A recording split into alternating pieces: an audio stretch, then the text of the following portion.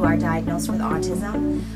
It's typically a rate of about 4 boys to 1 girl. My name is Michelle Smyth. The business name here is Quad Cities Autism Center. My position here is the director. We are located in Moline, Illinois.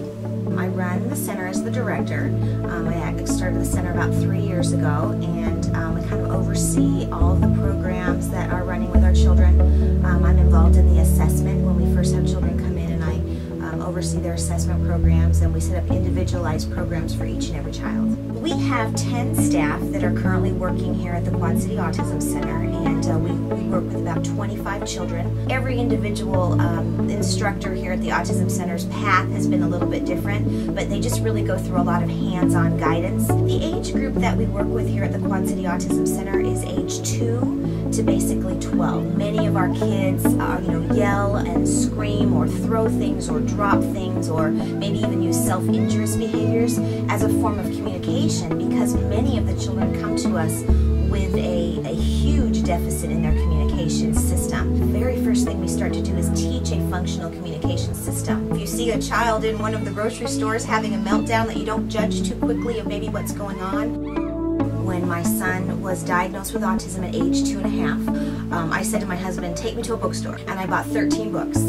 They were all about autism. That's really what kind of got me started. I just read and read and read and read, and most of them were devastating. Most of the books talked about lifelong disabilities, financial ruin, institution.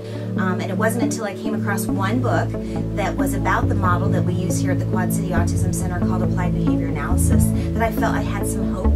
I found something that had a 47% recovery rate, and that excited me. So I kind of pushed the other 12 books aside and really focused in on what had hope. There were still times that, after the diagnosis, that I would look out the window and I'd see other children playing, and I would think, gosh, I wish I had that. He didn't speak until he was 6, and then to hear that very first word come out, full and clear, it gave me hope. It gave us, my husband and I, just incredible hope of what the future very well could hold for us. Yeah, he has a severe disability, but he's amazing, and I've learned probably way more from him than he'll ever learn from me.